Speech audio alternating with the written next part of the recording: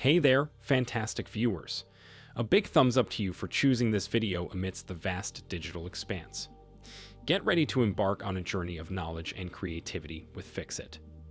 Buckle up as we delve into the exciting realm of DIY expertise.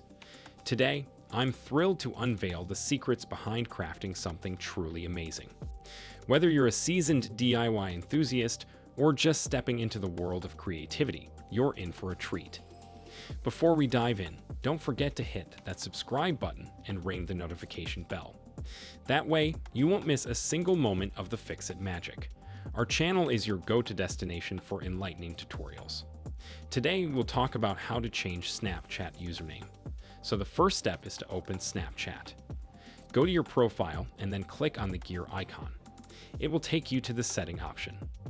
Here you can see the username section. Click on it.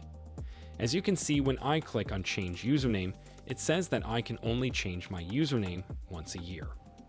But not to worry, I will show you how to change it before that.